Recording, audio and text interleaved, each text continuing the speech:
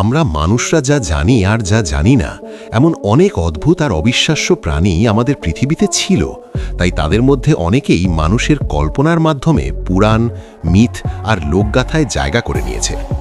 এরকম আমরা পুরাণ বা মিথে দেখি যে পৃথিবীতে বেঁচে থাকার সম্ভাবনা আছে এমন কিছু মিথিক্যাল জীবদের এই ভিডিওতে দেখব। চলুন শুরু করি। হ্যালো বন্ধুরা, স্বাগত আপনাদের অতলের আরও একটি নতুন এপিসোডে। জায়েন্ট সার্পেন্টস, ভীষণাকার সাপের কথা অনেক পুরাণে দেখা যায়। নর্ডিক পুরাণে জর্মুনগান্ডার হল পৃথিবীকে ঘিরে থাকা এক বিশাল সাপ। মিশরীয় পুরাণে অ্যাপেপ হল বিশৃঙ্খলার সাথে যুক্ত একটি সাপ। হিন্দু ধর্মে অতাচ্ছি বাসুকি নামক এক বিশাল সাপের কথা আছে। কিছু বিজ্ঞানীরা বলেন এই পুরাণগুলি প্রাগৈতিহাসিক সাপের ফসিলগুলির খুঁজে পাওয়ার থেকে অনুপ্রেরণা নিয়েছে। উদাহরণস্বরূপ 60 থেকে 58 মিলিয়ন বছর আগে আজকের কলম্বিয়ায় থাকা টাইটানোবোয়া নামের সাপ 42 থেকে 47 ফুট লম্বা ছিল, যা একটি সিটি বাসের সাইজের। 47 মিলিয়ন বছর আগে গুজরাটে পাওয়া বাসুকি ইন্ডিকাস নামের অন্য এক সাপ 36 থেকে 50 ফুট লম্বা ছিল, যা 3টি লিমুজিন গাড়ির সমান। এরা বড় শিকারকে চেপে ধরে গিলে ফেলত। টাইটানোবোয়ার ফসিল দক্ষিণ আমেরিকা থেকে পাওয়া গেছে, কিন্তু বাসুকি ইন্ডিকাসের ফসিল ভারত থেকে পাওয়ায় একে পুরাণের বাসুকির নাম দেওয়া হয়েছে।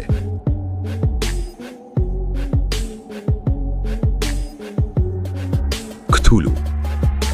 ক্থুলু হল 1928 সালে এইচপি লাভক্রাফট তার গল্প দ্য কল অফ ক্থুলুতে দেখানো এক কাল্পনিক প্রাণী। এটি সমুদ্রের গভীরে থাকা অক্টোপাসের মতো দেখতে এক বিশাল জিন।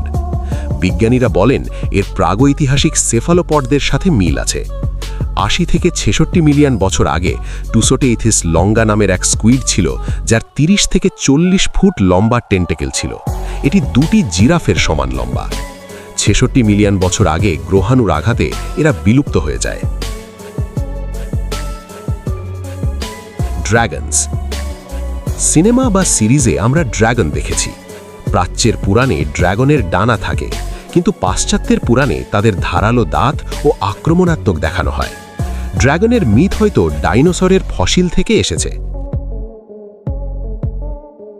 66 মিলিয়ন বছর আগে কুয়েৎজালকোটলাস নামের এক উড়ন্ত জীব ছিল, যার ডানার বিস্তার 33 থেকে 36 ফুট ছিল।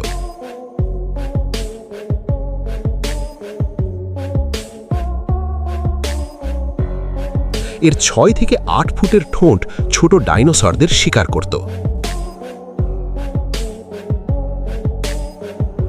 ডোয়ার্ফস। আমরা সবাই কার্টুন আর গল্পে অনেক বামন বা কুল্লন আকৃতির মানুষ দেখেছি। 1300 বছর আগের নর্ডিক পুরাণে কুল্লনরা ছোট কিন্তু খুব দক্ষ কারিগর হিসেবে পরিচিত। বিজ্ঞানীরা বলেন এই গল্পগুলি হয়তো বাস্তব কোনো মানব প্রজাতি থেকে অনুপ্রাণিত। প্রায় 50,000 বছর আগে হোমো ফ্লোরেসিয়েন্সিস নামে এক ছোট মানব প্রজাতি ইন্দোনেশিয়ার ফ্লোরেস দ্বীপে বাস করত। এদের উচ্চতা ছিল মাত্র 3.5 ফুট। এরা হয়তো পুরাণের সেই বামন নয়, কিন্তু এদের ছোট গঠন এমন সব গল্প জন্ম দিতে সাহায্য করেছে। Loch Ness monster. 1500 বছরের বেশি সময় ধরে স্কটল্যান্ডের লকনেস হ্রদে একটা লম্বা ঘাড়ের দানব দেখার দাবি করা হয়েছে। লোকগাথা অনুযায়ী এটি একটি ডাইনোসরের মতো প্রাণী।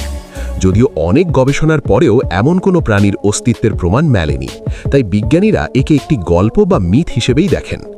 তবুও অনেকে বলেন লকনেস মনস্টারের ধারণাটি হয়তো 200 থেকে 66 মিলিয়ন বছর আগে বেঁচে থাকা প্রিসায়োসরেসের মতো প্রাগৈতিহাসিক প্রাণী থেকে আসতে পারে।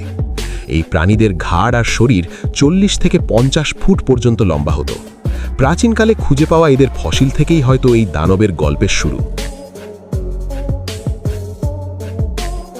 ফেনরির। নর্ডিক পুরাণে ফেনরির নামে এক বিশাল নেকড়ে খুব বিখ্যাত। আমরা একে অনেক সিনেমায় বা গেমসে দেখেছি। বিজ্ঞানীরা মনে করেন এই পুরাণের নেকড়েটি হয়তো হিমযুগের কোনো বিশাল নেকড়ে থেকে অনুপ্রাণিত। প্রায় 13,000 বছর আগে হিমযুগের ডায়ারউলফ নামে এক প্রজাতি ছিল। এরা সাধারণ নেকড়ের চেয়ে 25% বেশি ভারী এবং অনেক বেশি শক্তিশালী ছিল। হিমযুগ শেষ হওয়ার সাথে সাথে এদের প্রধান খাদ্য অর্থাৎ বিশাল সব স্তন্যপ্রায় প্রাণীগুলি বিলুপ্ত হতে শুরু করায় এই নেকড়েদেরও বিলুপ্তি ঘটে।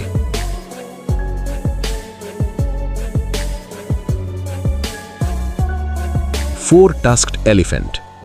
দুইয়ের বেশি দাঁতওয়ালা হাতির কথা আমরা হিন্দু পুরাণে শুনেছি, যেমন ইন্দ্রের বাহন ঐরাবত। রামায়ণের মতো মহাকাব্যগুলিতেও এমন হাতির কথা আছে। প্রায় ২২ মিলিয়ন বছর আগে থেকে ১০,০০০ বছর আগে পর্যন্ত গম্ফদার নামের এক প্রাণী পৃথিবীতে ছিল। এদের ৪টি দাঁত ছিল এবং নিচের দাঁতগুলো অনেকটা কোদালের মতো কাজ করত। গবেষকরা মনে করেন এই গম্ফদারের ফসিল দেখেই হয়তো পুরাণের ৪ দাঁতওয়ালা হাতির ধারণা তৈরি হয়েছে। মাপিংগুয়ারি। আমাজন বনে বসবাসকারী গোত্রপ্রধানরা বছরের পর বছর ধরে মাপিংগুয়ারি নামে এক ভয়ানক প্রাণীকে দেখেছে বলে দাবি করে। লোকগাথা অনুযায়ী এই দানবের একটি মাত্র চোখ এবং পেটে একটি বড় মুখ আছে। এর কাজ হল আমাজন বনকে রক্ষা করা।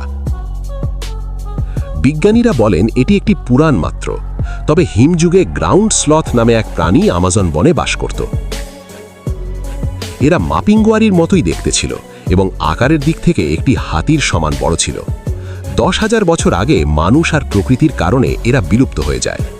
ধারণা করা হয় এই গ্রাউন্ড স্লথের গল্পই প্রজন্ম থেকে প্রজন্মান্তরে মাপিংগুয়ারির পুরাণে রূপ নিয়েছে।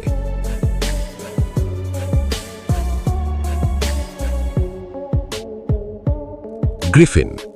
হাজার বছর ধরে মেসোপটেমিয়া থেকে ইউরোপের পুরাণে গ্রিফিনের অস্তিত্ব পাওয়া যায়। এটি এমন এক জীব যার শরীর সিংহের মতো কিন্তু মাথা আর ডানা ঈগলের মতো।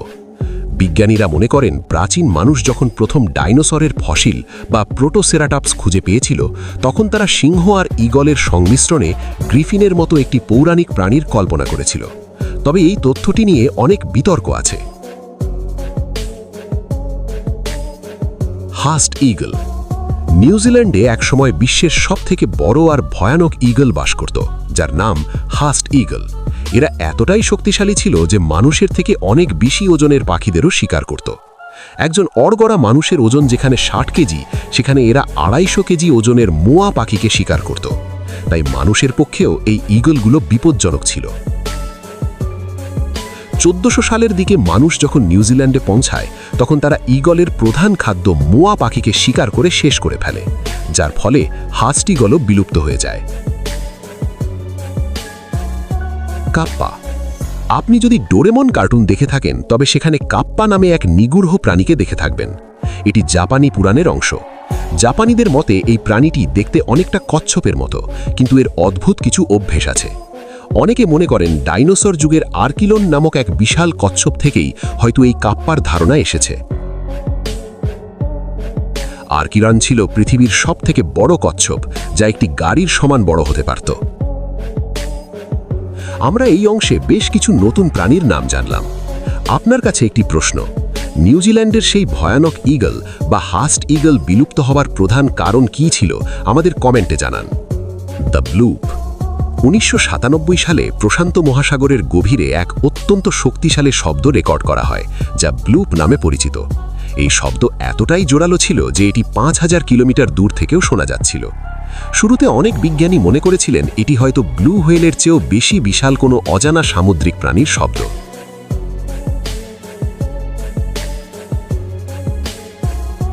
কিন্তু পরে গবেষণায় দেখা যায় এটি আসলে কোনো প্রাণীর শব্দ নয়। এটি ছিল অ্যান্টার্কটিকায় বিশাল বরফের স্তূপ বা আইস কোয়াক ভেঙে পড়ার শব্দ। তবে সমুদ্রের ৯৫% এখনও আমাদের অজানা, তাই ভবিষ্যতে ব্লুপের মতো বিশাল কোনো প্রাণী পাওয়া গেলে অবাক হওয়ার কিছু থাকবে না। জায়েন্ট বোভিডস। গ্রিক পুরাণের মিনোটোর বা হিন্দু পুরাণের বিভিন্ন অতিকায় ষাঁড় বা মহিষের কাহিনী আমরা জানি। বাস্তবেও এমন বিশাল গবাদি পশু পৃথিবীতে ছিল। হিমযুগে বাইসন ল্যাটিফ্রন্স নামের এক প্রাণী নর্থ আমেরিকায় ঘুরে বেড়াত। এদের শিংয়ের বিস্তারই প্রায় ৭ ফুট ছিল এবং এরা একটি গাড়ির সমান বড় ছিল। মানুষ এবং জলবায়ু পরিবর্তনের কারণে এরা বিলুপ্ত হয়ে যায়।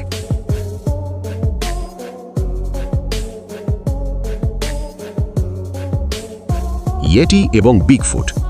হিমালয়ের দুর্গম পাহাড়ে ইয়েটি এবং নর্থ আমেরিকার জঙ্গলে বিগফুট দেখার দাবি অনেকেই করেছেন। ১৯৫১ সালে হিমালয়ে ইয়েটির পায়ের ছাপের একটি ছবি বেশ সাড়া ফেলেছিল। তবে বিজ্ঞানীরা ডিএনএ পরীক্ষা করে দেখেছেন যে এই পায়ের ছাপগুলো আসলে হিমালয়ের বাদামি ভাল্লুক বা মেরু ভাল্লুকের।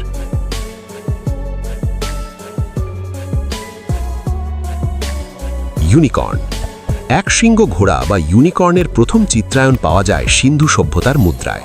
যদিও ইউনিকর্ন একটি কাল্পনিক প্রাণী, তবে ৩৯,০০০ বছর আগে ইউরেশিয়ায় অ্যালাসমোথিরিয়াম নামে এক বিশাল গন্ডার বাস করত। এদের কপালে একটি বিশাল শিং ছিল। হয়তো এই প্রাণীটি দেখেই মানুষ এক শৃঙ্গ ঘোড়ার গল্প তৈরি করেছিল। তো বন্ধুরা, ভিডিওটি ভালো লাগলে লাইক করতে পারেন এবং এদের মধ্যে কোন প্রাণীটি আপনাদের সবথেকে বেশি অবাক করেছে সেটা আমাদের কমেন্টে জানান। আর আপনি যদি এরকম রহস্য রোমাঞ্চকর ভিডিও দেখতে পছন্দ করেন তো চাইলেই আমাদের চ্যানেলটি সাবস্ক্রাইব করতে পারেন। এতক্ষণ পর্যন্ত সাথে থাকার জন্য ধন্যবাদ।